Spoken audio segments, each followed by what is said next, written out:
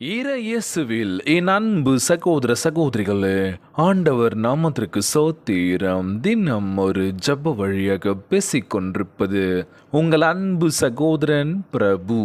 எப்படிங்க இருக்கீங்க? இன்றைய நாள் எப்படிங்க போச்சு உங்களுக்கு? மகிழ்ச்சியாக இருந்தீங்களா?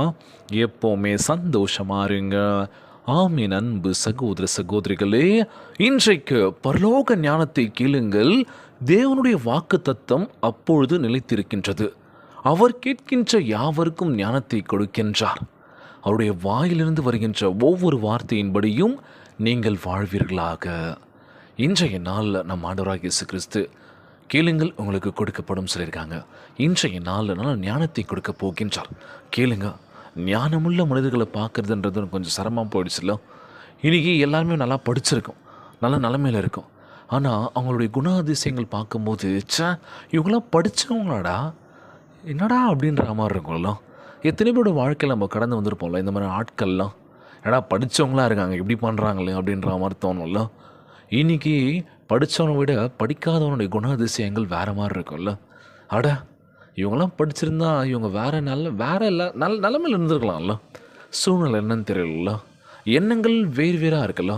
என்ன தான் நம்ம நல்லா படிச்சிருக்கோம், நல்ல ஒரு உதவியத்தில் இருக்கோம், எல்லாமே பண்ணுறோம், நல்லா இருக்கும் அப்படின்னும் போது அவனோட குணாதிசயங்கள் பார்க்கும்போது அப்படின்ற மாதிரி தோணும். ஆமாவா இல்லையா? உண்மையான ஒரு விஷயமா இருக்கும். ஆனால் படிக்காதவங்க இடத்துல அவங்களோட குணாதிசயங்கள் பார்க்கும்போது அடடடா என்ன மாதிரி மனுஷங்கடா இவங்களாம் அப்படின்ற மாதிரி தோணுமா. இன்றைய நாள் நம்ம ஆண்டவராகிய இயேசு கிறிஸ்து ஞானத்தை கொடுக்க போகின்றார். ஞானமுள்ள மனுஷனாக நீங்கள் ஃபஸ்ட்டு இருங்க. மனிதர்கள் மதிக்கக்கூடிய ஒரு மனிதர்களாக நீங்கள் இருங்க. நீங்கள் பேசும் வார்த்தைகள் தேவ ஞானமும் வல்லமையும் நிறைந்திருக்கின்றவராக இருக்கின்றது. இன்றைக்கி நம்ம பேசுகிற வார்த்தை வல்லமையும் நல்ல ஒரு விஷயத்தை நீ பேசுகின்ற பொழுது மற்றவங்களுக்கு நல்ல ஒரு விஷயத்தை ஷேர் பண்ண அப்படின்னா அவ்வளோ சூப்பராக இருக்குமா. எனக்கு எத்தனை பேர் மனசை உடஞ்சி சோகமான முகங்கள் நம்ம பார்த்துருப்போம். அவங்ககிட்ட நம்ம ஆறுதலாக ரெண்டு வார்த்தை பேசி பார்த்து அவங்களை சிரிக்க வச்சோன்னு வச்சுக்கோங்களேன், அவ்வளோ சந்தோஷப்படுவாங்களாம். யாருன்னு தெரில, நல்லா இது சுகமாக இருக்குன்னு சொல்லி ஒரு சில விஷயங்கள் ஷேர் பண்ணாங்க. கொஞ்சம் எனக்கு பூஸ்டப் ஆச்சு. அவங்க சொன்னால் அந்த 4 வார்த்தை, நீங்கள் காசு பணம் தான் கொடுக்கணும், ஒரு சில விஷயங்கள் தான் கொடுக்கணும் கிடையவே கிடையாது.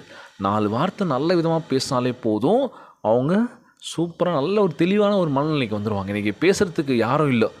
நிறைய தற்கொலைகள் காரணம் என்ன அப்படின்னா அவங்க யார்கிட்டையும் ஆலோசனை கேட்கல. அவங்க கேட்டால் என்ன சொல்லுவாங்கன்னு தெரியலேன்னு சொல்லி அவங்களுக்குள்ளவே எல்லா விஷயத்தையும் போட்டு உள்ளுக்குள்ளே வச்சு அது என்ன ஆகுது, ஒரு நாள் வெடிச்சிடுது, அவங்க தற்கொலை பண்ணிக்கிறாங்க. ஸோ இன்றைய காலகட்டத்தில் எங்கெங்கேயும் என்னென்ன விஷயங்கள் நடந்துகிட்ருக்கு. ஸோ எல்லாருக்கும் நம்ம ஜெபிக்கலாம். நல்ல ஞானத்தை கொடுங்க, நல்ல ஆற்றலை கொடுங்க, நல்லா சிந்திக்கக்கூடிய திறனை கொடுங்கன்னு சொல்லி கேட்கலாம். நல்ல ஒரு விஷயத்தை கொடுங்கப்பா எல்லாருக்குமே. நோய் நொடி இல்லாத ஒரு வாழ்க்கையை கொடுங்கன்னு சொல்லி கேட்கலாம். இன்றைய நாள் ஜெபம். உலகில் வாழ்கின்ற எல்லாருக்கும் நம்ம ஜெபிக்கலாங்க. எல்லோரையும் நம்ம பத்திரமா பார்த்துக்கலாம்ல.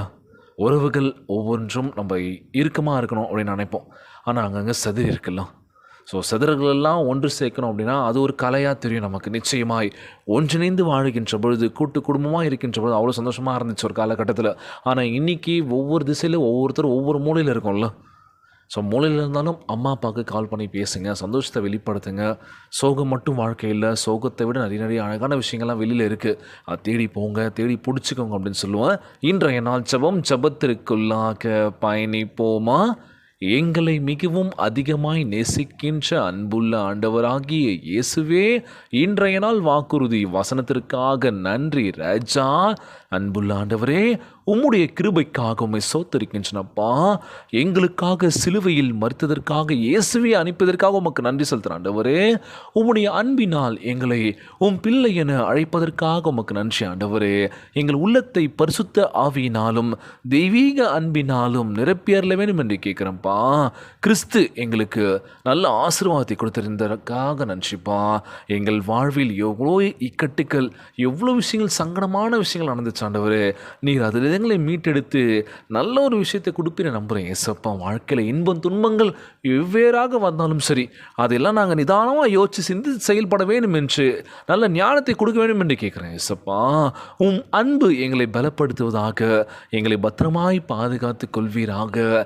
நித்திய ஜீவன் வரைக்கும் எப்பொழுதும் கிறிஸ்துவின் அன்பில் எங்களை காத்தரல வேண்டும் என்று ஜெபிக்கிறேன்ப்பா. இந்த ஜெபத்தை கேட்டுக்கொண்டிருக்கின்ற அன்பு சகோதர சகோதரிகள், என் அன்பான உறவுகள் எல்லோரையும் பார்த்துக்கோங்கப்பா. இன்றைய நாள் ஜெபம் இயேசுவின் விலையேற பெற்ற நாமத்தினாலே ஜெபிக்கின்றேன் நல்ல பிதாவே. ஆமேன். ஆமேன். இயேசுவுக்கு புகழ், இயேசுவுக்கு நன்றி. மரியே வாழ்க. God bless you all.